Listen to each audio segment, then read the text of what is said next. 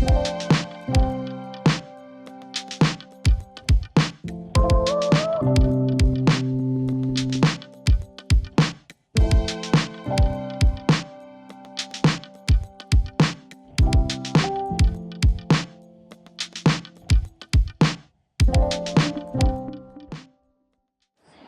everybody, thanks for joining us again for Insights. Today we have Brittany Blackwell. She hosts the podcast, The Resilient Teacher, and we're here to chat a little bit about that awful thing, burnout, and what's been happening to teachers and how we can avoid it. So thanks for popping on, Brittany. Yeah, thank you so much for having me. Of course. So obviously you host this podcast, it's all being The Resilient Teacher. How did that first get started?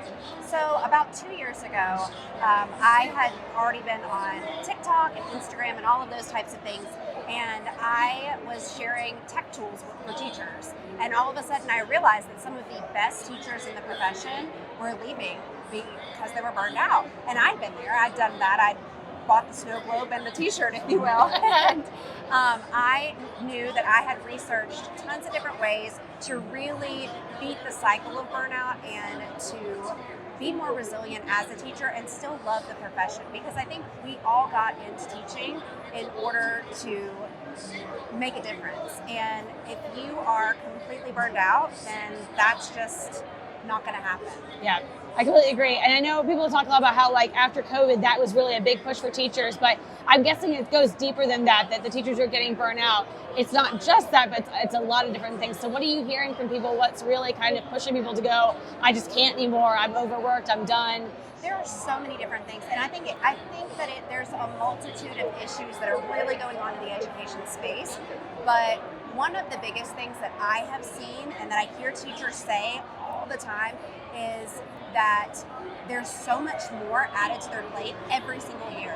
And I can remember when I first started teaching, which was 14 years ago, we were doing, we didn't have emails that we had to respond to every day. And it wasn't a constant push towards another technology to use, or making sure that the students are doing this. There wasn't such a big gap for students. We're constantly trying to keep up with that, and it's just more and more added to our plate constantly that it just becomes too much. And teachers then are trying to do more and be more for their students, that they lose themselves in the profession. And it's just a multitude of things, and I think a lot that can be done isn't being done yet, mainly because it hasn't hit that there are so many fantastic teachers that are leaving. And that's going to be a shame when suddenly people realize, like, oh my gosh, our best resources are teachers. It's never the tech, it's never any of this stuff, it's the people actually instructing the students. And when you don't have those, then you're like, I can have the best stuff in the world, it's going to fall apart if the right person's not there. Yeah. Absolutely. And you talk about how things get layered on. I think with teaching, what people don't realize is, you never just left the school and left teaching behind. You're taking grading home. You're always taking something home, but now you've got that tech piece constantly up. Now parents can contact you. Now you're getting messages from students. Now you can do all those things. And that really eats into your personal life as a teacher too, and takes away from your time, right? To be able to do things. So what do you recommend to teachers who are like starting to feel the burn? Like, what are some things they can do to help them to avoid that? Yeah, so like you mentioned a couple of things. Taking things home, checking emails, and being so, I guess, where parents and students can get in touch with you. I think the main thing that teachers need to do is set boundaries, and that is so hard. That is so hard, especially in a giving profession, right? Like where you're trying to give, and you give to your students, you give to the parents, you give to your admin, you give to your coworkers. And so coming up with ways that feel good, boundaries of time, space, energy, even like having those boundaries, I think is super important. But then also automating those things. Automating tasks and streamlining tasks has never been easier than it is now. Like, you can use technology to automate your emails that you were, typing out a million different times a day. You can now automate that and make a template and then just use it time and time again. And I think so many teachers don't realize that they can do those things because they feel like it's maybe not as personal or not as human. But in reality, it's freeing up time where you can be that human, where you can have those relationships. I think those are the things that are building that resilience within teachers, and setting those boundaries is just really the key. No, I love that because it's saying my time is valuable too. Like, Yes. and my, I have to draw the line for things, especially now. And like you said, teachers, it's a giving profession. Like, where you get into it because you want to give back, and it's really hard to draw that line sometimes. So, are there like simple ways? Like, let someone take baby steps, simple ways to like set that first boundary. What would be something like, okay, do this first and see how that works out for you? Yeah, so I think one of the things that you can do is just look at the time that you're spending outside of the classroom. What are you doing? Like, are you grading? Are you checking your emails? Oh, you're checking your emails. Okay. Well, maybe take that off of your phone. Yeah. It is just one little bitty step that seems like, I can't do that. I can't do that. But once you take the email off of your phone, it's like a weight is lifted. And then it becomes a little bit easier to incorporate that work-life balance that we all really need to have.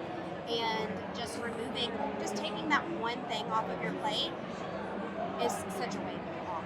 No, I love that. And I think it's like that disconnecting from tech. Like, you're going to have your phone everywhere with you, so why carry the email with you? Be like, nope, I'm out of the classroom. Like, I'm not responding until I'm back on my office hours. Yeah, and I think teachers think that, they're going to miss something important. Like, what if a parent emailed you that night? It's okay. If you go ahead, and one of the easiest ways to do that is just to set like a template or an autoresponder that says, I check my email between this time and this time. So brilliant, yeah. Like, that way, you're setting that expectation not only for yourself, like to keep yourself accountable for it, because sometimes we need that, but then also it's letting the parent or the student, whoever is trying to reach you, that you only respond to emails or you only read emails during that time, and they'll know, oh, okay, well, they're not going to respond to me until that time too.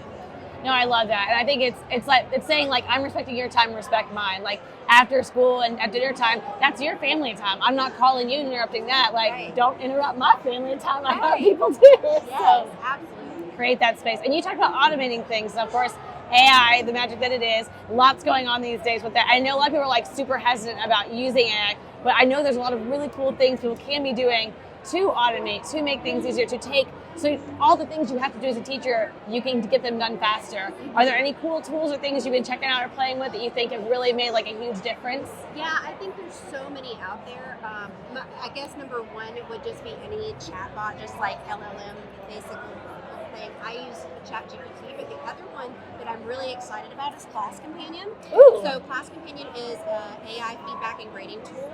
I think one of the biggest time sucks as a teacher is grading, but it's so important, right? It's so important to give your students that feedback, for them to be able to know what they're doing well, how they're performing in your class, that sort of thing. But it takes up so much time, right? And so I'm loving Class Companion because it's giving students that immediate feedback that they need to be able to iterate and to be able to do things a little bit different, but also for us as teachers to be able to see quickly, so we can see who needs, if they're all like getting the same feedback, what do I need to do differently in my lessons? What can I do differently here? What small groups can I pull? That sort of thing. So I'm really loving Class Companion. No, I think it's so important, like the formative assessment of like, yeah, it's great the end of year test, but like you need to know now so you can fix it beforehand, but it's so hard to build those in. It's like, oh, another thing I gotta do. Oh, another quiz I gotta grade. So anything you can do to kind of streamline that, but still get the results to be able to kind of evaluate that, analyze your teaching, what's going on, and like you said, putting students in groups, working through, that's a really great way to help balance everything out. So, and for those teachers who are really afraid of, or maybe not even that, their districts are afraid of like AI and those kind of things, you know, what's like what's a first step or something that they could do just to kind of ease into that as well? You know, I think one of the first steps that, I think the first thing that teachers and districts as a whole need to do is to really educate themselves on what AI can do and the ethics behind it, because I think the fear is valid. I think that it's important for us to be a little bit leery before we jump all in. But educating themselves and recognizing, okay, what are the benefits and what are the drawbacks? And how can we come to a place where this is a little bit easier to incorporate? Maybe it's not with the students first off. Yeah. But maybe it's just seeing what the AI can do and playing with it as if you were a student to kind of see what kinds of things you might be able to do. Because I think once teachers and admin can really take a step into the world of AI and really educate themselves in that way, it opens the door to a lot of possibilities. So just looking into different products or just playing around with ChatGPT as a student, I think that would be the first step. I love that, getting the student mentality. So I think that's big fear is like, oh, there's cheating, there's all these things like that. But I think a lot of that stems from the unknown of you haven't played with it, so then you're afraid that XYZ is going to go there. And for the kids, they may be thinking something else, like, I can talk to this robot and do that. Like, we all have different mentalities, but I love the idea of just get in their shoes, think through, play, see if my kids did this, what would happen with this, so that you can feel more comfortable maybe doing it with them later on too. Yeah, and I think a lot of teachers are scared, or even admin are scared, that their students are going to cheat. And I know this is going to be kind of harsh to say it this way, but if those students are going to cheat, they're going to cheat anyways. Yeah. They're going to find some way to do that anyways. And so I think really the way that we can combat that is to draw in more experiences and more truly valuable assessments. Yes. I think we've been kind of doing that plug and chug, where it's like you're just repeating and regurgitating what you've learned. But I think we're getting to a place where we need to be a little bit more human with it. Where can we create with it? Where can we go a little bit further with things to really get to students so that they're learning, they're truly learning?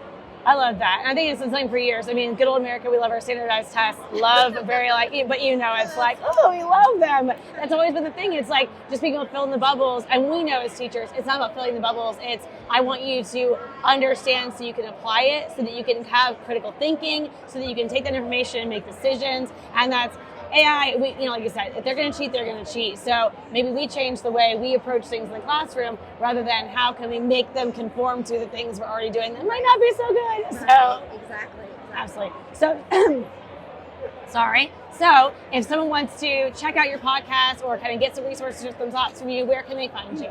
So I am on all social media. I'm on TikTok as @MissPrincessTeach. I never changed my name. That's where I first started, was TikTok. So I just never changed my name because it got popular, and I was like, okay, I guess I'm keeping it.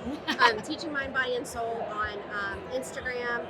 My website is teachingmindbodyandsoul.com. My podcast is teachingmindbodyandsoul.com/podcast.